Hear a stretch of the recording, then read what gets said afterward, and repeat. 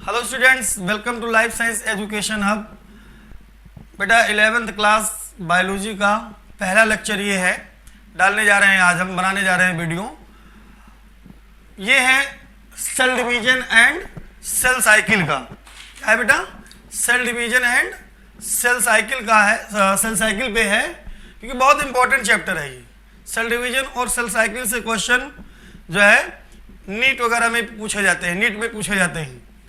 ठीक है, जितने भी मेडिकल से रिलेटेड जितने भी एग्जाम होते हैं उसमें ये इससे बहुत सारे क्वेश्चन बनते हैं और इससे बहुत सारे क्वेश्चन पूछे भी जाते हैं। तो हमने सोचा क्यों ना हम सेल साइकिल और सेल डिवीजन से स्टार्ट करें, क्योंकि अच्छा ये आप लोगों के दिमाग में एक बात आएगी कि सेल साइकिल या सेल डिवीजन को पढ़ाने से पहले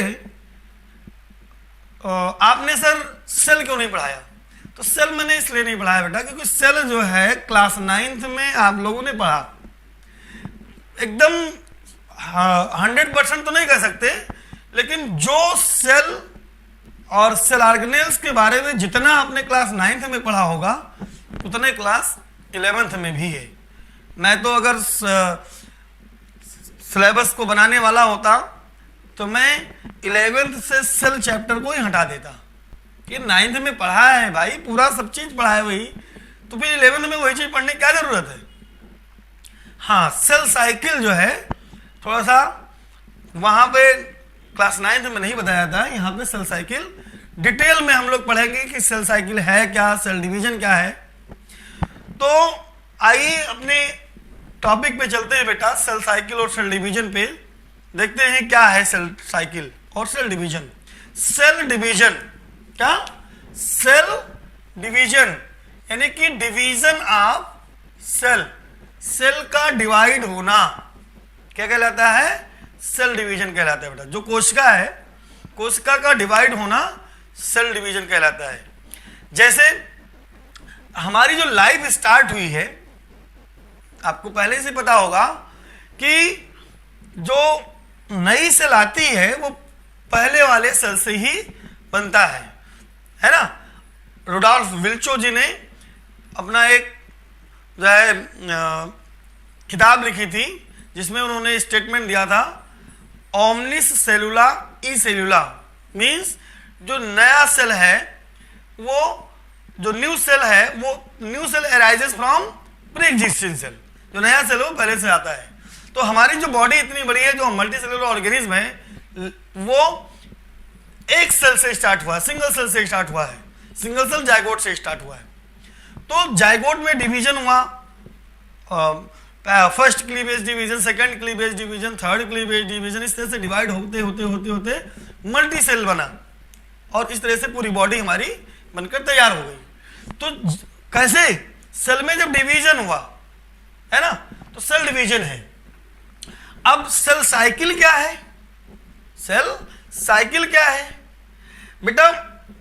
एक लिमिटेड टाइम में, एक निश्चित टाइम में सेल का डिवीजन जो होता है रिपीट होता है। ठीक है, जैसे बैक्टीरियल सेल ले लिया जाए तो बैक्टीरियल सेल एवरी 20 मिनट्स में डिवाइड होता है। बैक्टीरिया को जो सेल है, सिंगल सेल है बैक्टीरिया ना, तो जो बैक्टीरिया है बेटा वो हर 20 मिनट पे डिवाइड होता है। यानी कि सेल साइकिल जो बैक्टीरिया में है वो 20 मिनट का है, हर 20 मिनट पे वही चीजें रिपीट हुआ करती हैं। ठीक है, तो उसको बोलते हैं सेल साइकिल, यानी division of cell at a regular interval is called cell cycle. आइए थोड़ा सा हिस्ट्री देख लेते हैं हम सेल साइकिल का, ठीक है, फिर आगे बात करते हैं। देखिए बेटा, रुडोल्फ विर्चो, कौन? रुडोल्फ विर्चो 1855 में इन्होंने एक किताब लिखी, एक अपना स्टेटमेंट दिया, जो कि आपने क्लास 9th में सेल थ्योरी में पढ़ा होगा, ओमनिस सेलुला ई सेलुला। मींस रुडोल्फ विर्चो जी ने कहा कि जो नई सेल है वो पुरानी सेल से निकलती है, पुरानी सेल से बनती है। मतलब क्या कहा उन्होंने? कहा कि जो सेल है वो डिवाइड होती है, एक सेल से दो सेल बनता है। ठीक है, इन्होंने थोड़ा सा एक वो दिया कि सेल डिवाइड होता है, एक आइडिया दिया सेल डिवीजन के बारे में। फिर इनके बाद में हुए स्ट्रासबर्गर। स्ट्रासबर्गर ने कहा कि सेल के अंदर जो न्यूक्लियस होता है, सेल के अंदर जो न्यूक्लियस होता है वो पहले से पाए जाने वाले, सेल के अंदर जो पहले से न्यूक्लियस पाया जाता है उसी से दूसरा न्यूक्लियस बनता है। ठीक है, अभी बताएंगे सारी चीजें। फिर हुए बावेरी एंड फ्लेमिंग। बावेरी एंड फ्लेमिंग 1879 में बावेरी और फ्लेमिंग ने, इन दोनों लोगों ने मिलकर के सेल डिवीजन का डिटेल स्टडी किया। बेटा क्या किया? सेल डिवीजन का डिटेल स्टडी किया। किसमें? सोमैटिक सेल में। किसमें? Somatic cell. Soma means body, हमारे किसी बॉडी में निकाल लिया और उसमें जो है सेल डिवीजन की स्टडी की।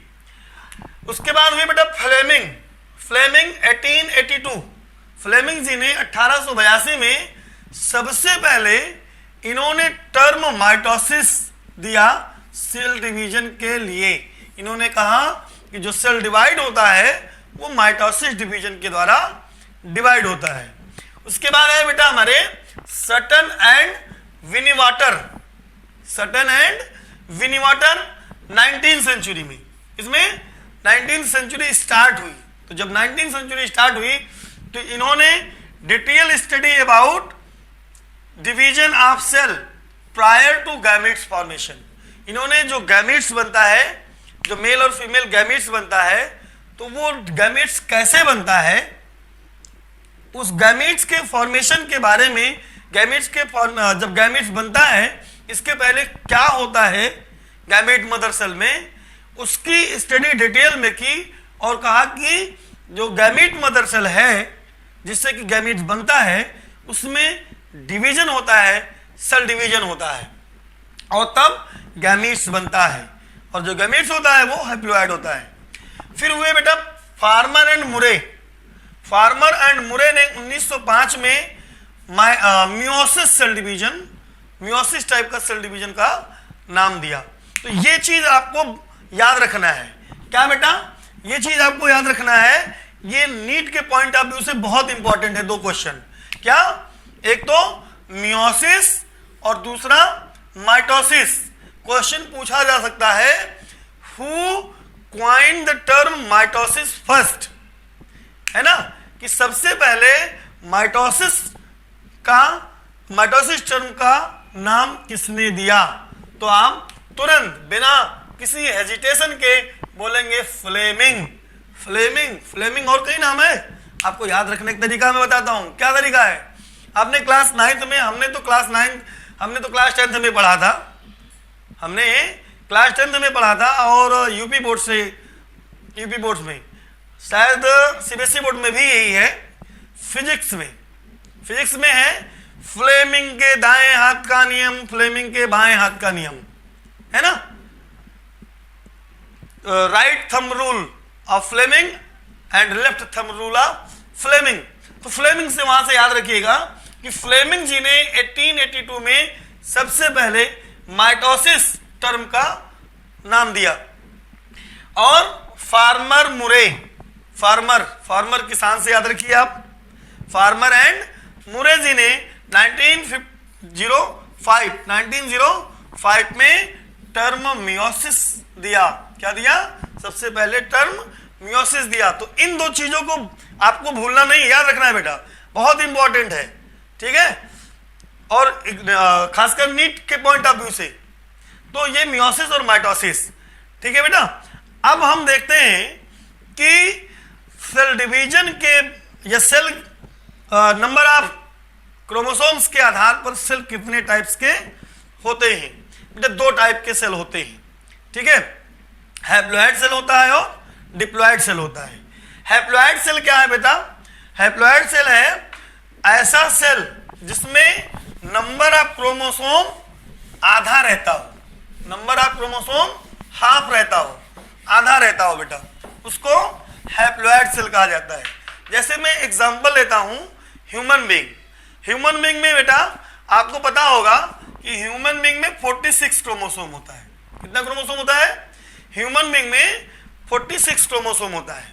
तो 46 क्रोमोसोम क्या है, 2 के मल्टीपल में है। किसमें है, 2 के मल्टीपल में है, 2 के मल्टीपल में है।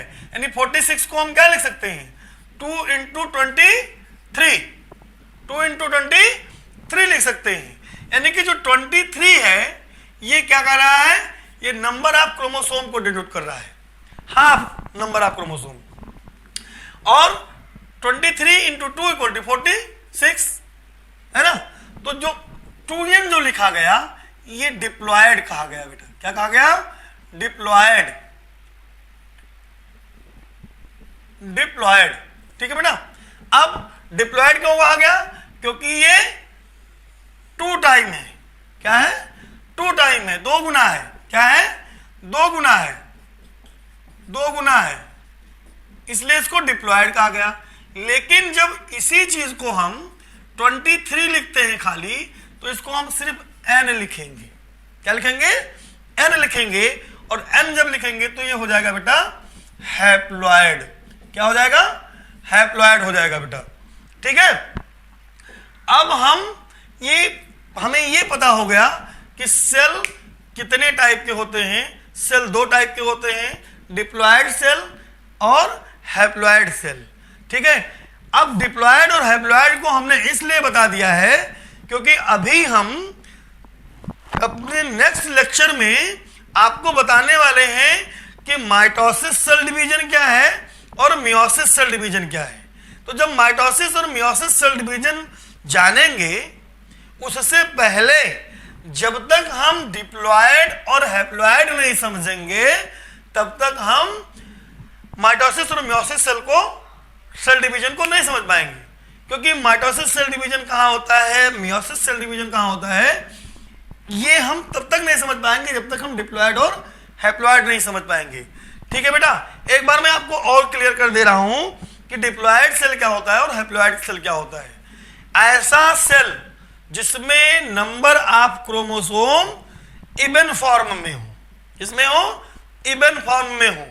जैसे क्या हो, 10 हो, 12 हो, 14 हो, ठीक है, 18 हो। अभी आपको हमने ह्यूमन बींग्स में बताया 46 है।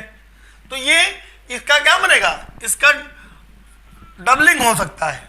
ये 5 यानी कि n इक्वल टू 5 आ गया, है ना। मान लीजिए 18 है, 2 इंटू 9 n इक्वल टू 9 आ गया, 2 9 18। ठीक है। तो इस तरह से जो सेल, जिस सेल में नंबर ऑफ क्रोमोसोम 2 के मल्टीपल में हो यानी इवन नंबर में हो, तो उस सेल को बेटा कहा जाता है डिप्लॉयड। और उसको डिनोट किया जाता है बेटा 2n से। तो जहां भी 2n लिखा रहा है समझ लीजिए कि वो डिप्लॉयड सेल है।